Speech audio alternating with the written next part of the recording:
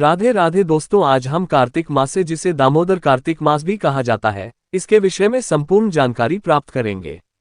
शास्त्रों में कार्तिक मास का विशेष महत्व बताया गया है। यह मास भगवान विष्णु को अति प्रिय है।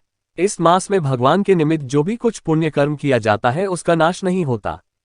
शास्त्रों के अनुसार इस महीने में समस्त देवता मनुष्य के समीप हो जाते हैं और भगवान विष्णु जल में निवास करते हैं। इस महीने में और इस मास में किए हुए स्नान, दान, भोजन, व्रत, स्वर्ण, चांदी, भूमि, वस्त्र को दान आदि का देवता विधिपूर्वक ग्रहण करते हैं, जो दान करने में असमर्थ होते हैं। यदि वह प्रतिदिन प्रसन्नतापूर्वक श्री हरि के नामों का स्मरण भी कर ले और इस मास में गंगा स्नान करते हुए कार्तिक मास की कथा बढ़ाने या फिर सुने तो हम अनंत पुण्य के भागी बन जाती है। दूसरे शास्त्रों के अनुसार भगवान स्कंद कार्तिकेय ने इस मास में तारकासुर का वध किया था, तो उन्हीं के नाम पर इस मास का नाम कार्तिक मास पड़ा। तो इस कुमार कार्तिकेय की भी विशेष रूप से पूजा की जाती है।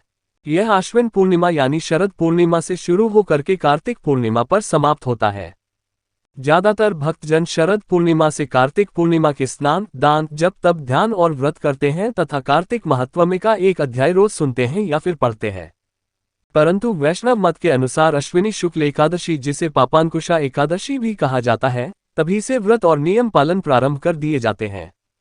वे भी कार्तिक महात्म्य का एक अध्याय रोज पढ़ते हैं या फिर सुनते हैं और देवउठनी एकादशी से कार्तिक पूर्णिमा तक रोज पंचमी की कहानी सुनी जाती है। तो दोस्तों, कार्तिक महात्म्य के अनुसार कार्तिक वृद्धि के 5 मुख्य नियम माने गए हैं। इन नियमों का पालन करने पर ही कार्तिक व्रत पूरा माना जाता है। ये कार्तिक मास के 5 अंक कहे जाते हैं। इन्हीं करने योग्य कार्य भी कहा जाता है। 2 अन्य कार्य भी होते हैं, जैसे कि सूर्य को अर्घ्य देना, गोदान। इसके अलावा जो 5 मुख्य कार्य होते हैं वो ही है। पहला अपराध है अरुणोदय यानी कि ब्रह्म मुहूर्त में स्नान करना, दूसरा तुलसी पूजन करना, तीसरा हरि जागरण, चौथा दीपदान और 5वां उद्यापन। इन 5 नियमों का पालन करने पर ही कार्तिक मास के व्रत का महल प्राप्त होता है, जिससे भगवान विष्णु की कृपा प्राप्त होती है। पहला प्रातः है स्नान सूर्योदय से पूर्व यानी कि ब्रह्म मुहूर्त में, जब तारे निकल रहे होते हैं, यानी कि 4 बजे के आसपास बिस्तर को त्याग करके शौच आदि कर्मों से निवृत्त होकर के यदि संभव हो तो तीर्थ अथवा किसी पवित्र नदी में, संगम में, जलाशय में स्नान करें, नहीं तो घर पर ही नहाने के जल में कुछ बूंदे गंगा जल के मिला करके गंगा का भाव करके स्नान करें। हो सके तो साबुन का प्रयोग ना करें और साथ ही साथ वैसे कार्तिक मास में ठंडे जल से स्नान करने का विधान माना गया है और हो सके तो साबुन का भी आप त्याग कर दें। यदि तबीयत खराब है तो आप हल्का गुनगुना पानी ले सकते हैं, परंतु कार्तिक मास में ठंडे पानी से नहाने का भी विधान माना गया है। एक नेताबे के पात्र में या फिर मिट्टी के पात्र में जल भर करके रख दिया जाता है छत पर और नेक्स्ट उसी से नहाया जाता है, तो वो एक पवित्र जलाशय के जल के बराबर पवित्र हो जाता है। तो हो सके आप ऐसे भी कर सकते हैं। दूसरे दोस्तों, उसके बाद में स्नान के तुरंत बाद में आपको सूर्य को अर्घ्य देना है। अब प्रश्न आता है कि सूर्य तो हुआ ही नहीं, हम सूर्य को अर्घ्य कैसे दें? परंतु शास्त्रों में ये प्रमाण मिलता है कि जब हमारे ऋषि मुनि भारत में उठे स्नान करते हैं तो वो नदी में ही सूर्य को अर्घ्य देते हैं। इसका अर्थ ये हुआ कि सूर्य थे तब भी नहीं होता है, तब भी वो अर्घ्य देते हैं, तो इसलिए आप हार गए दे सकते हैं। उसके बाद ही आप अपना पूजन प्रारंभ करें। उसके बाद में तुलसी पूजन कैसे करें? दूसरा कर्म होता है तुलसी पूजन। प्रातः स्नान के पश्चात तुलसी जी का विधि विधान से पूजन करें। दीप आदि जलाकर के प्रार्थना करें, कथा सुनी और आरती करें। तुलसी जी के साथ साथ पीपल, पटवारी, आंवला और केले के वृक्ष की भी पूजा करें और कथा सुनने। इस महीने में तुलसी जी के पूजन करने तथा सेवन करने का विशेष महत्व बताया गया है। प्रतिदिन तुलसी पूजा के बाद में सुबह शाम तुलसी पर दीप दान अवश्य रूप से करें। केले पर और आंवले पर पीपल दीपक स्वरूप से जलाए और कार्तिक मास से पहले ही आप इन पवित्र पौधों को अपने घर ले आए, क्योंकि इन कार्तिक महीने में इन पौधों को उखाड़ने नहीं चाहिए, तोड़ना नहीं चाहिए। और कार्तिक महीने में आपको तुलसी जी को सिंदूर भी अर्पित नहीं करना चाहिए, क्योंकि कार्तिक महीने में वे कुंवारी अवस्था में होती है जब उनका विवाह होता है। देवउठनी एकादशी के दिन तभी उन्हें सिंदूर अर्पित किया जाता है। इसके बाद में दोस्तों, आप अपने घर के मंदिर में पूजा करें। तुलसी पूजन के पश्चात में और जो साधारण सिंपल आप पूजन करते हैं वो आप अपने मंदिर में कर ले, और इसके बाद में हरि जागरण तुलसी पूजन के पश्चात नित्य नियम इसके कीर्तन या जप करनी है आपको, एवं कार्तिक मास की कहानी पढ़े या सुने। इसके साथ ही साथ कार्तिक मातम में के एक अध्याय का पाठ दिन आपको पाठ करना है या फिर आप सुन भी सकते हैं। सभी अध्याय पूरे होने के बाद में कार्तिक मास के अंतिम 5 दिन पंचमी कम यानी कि भीष्म पंचक की कहानी अवश्य रूप से सुननी चाहिए। चौथा कर्म होता है दीपदान। यदि समर्थित हो तो कार्तिक मास के प्रथम दिन से ही लगातार जब तक आपके कार्तिक नियम और व्रत चल रहे हैं, एक खंड दीप आपको भगवान विष्णु के सम्मुख जलाना चाहिए। लेकिन ये सबके संभव सबके सामर्थ्य की बात नहीं होती है, तो आप प्रतिदिन आप भगवान विष्णु के सामने आप दीपक अवश्य रूप से जलाना चाहिए। देसी घी का भी जला सकते हैं, आपका तिल के तेल का भी आप दीपक जला सकते हैं। कार्तिक मास में सबसे प्रमुख कार्य दीपदान करना बताया गया है। इससे सुख, समृद्धि और मुक्ति मिलती है।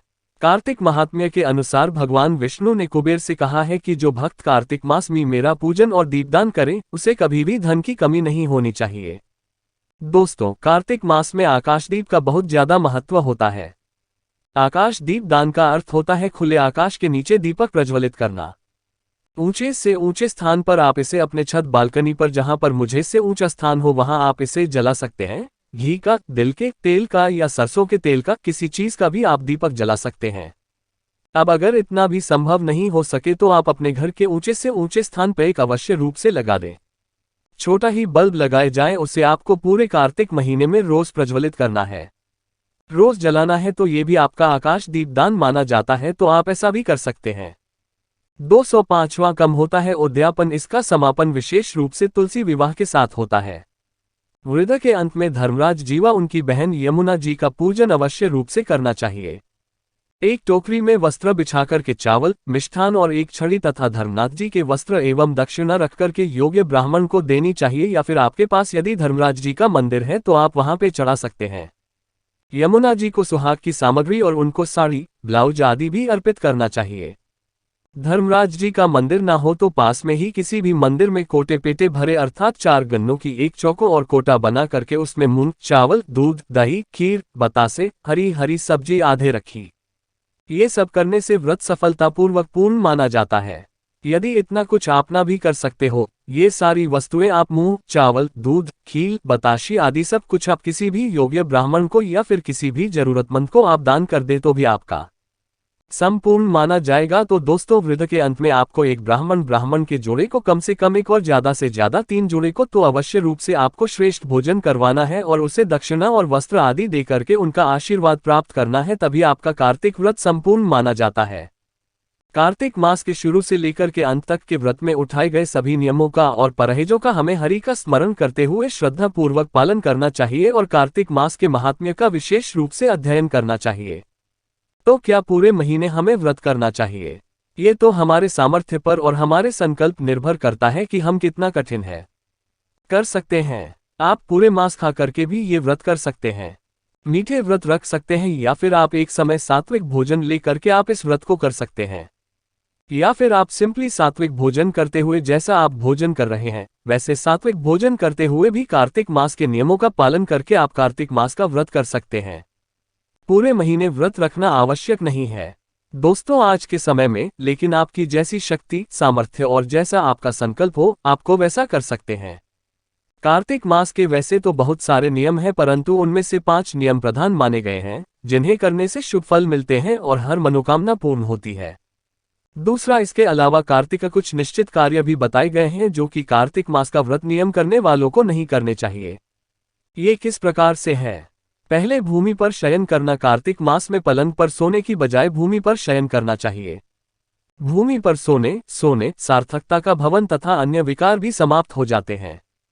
अगर नहीं सो सकते हैं, कोई प्रॉब्लम है, तो आप अपना बिस्तर अलग अवश्य कर ले। बिस्तर एकदम सुषमा 2 गुना चाहिए, 110 साल रखना चाहिए और हो सके तो घर में पूजा के लिए एक विशेष रूप से बिस्तर अलग ही होना चाहिए।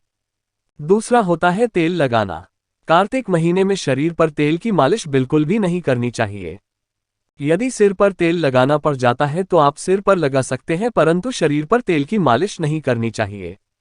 कार्तिक मास में केवल एक बार यानी कि नरक चतुर्दशी जैसे कार्तिक कृष्ण चतुर्दशी के दिन ही आप शरीर पर तेल आपको लगाना चाहिए। तीसरा होता है लहसुन, प्याज का सेवन आपको नहीं करना चाहिए। तामसिक किसी भी प्रकार का भोजन आपको नहीं करना चाहिए। चौथा, धूम्रपान, मांस, मदिरा आदि से दूर रहना चाहिए। 5वां नियम होता है, माना जाता है कार्तिक महीने में कार्तिक मास में द्विदलन अर्थात उड़द, मूंग, मसूर, चना, मटर, राइजिन के 2 टुकड़े हो जाते हैं। उन्हें नहीं खाना चाहिए। बैगन और मूली को भी नहीं खाना चाहिए। कुछ भक्तजन तो सरसों का तेल भी नहीं खाते हैं।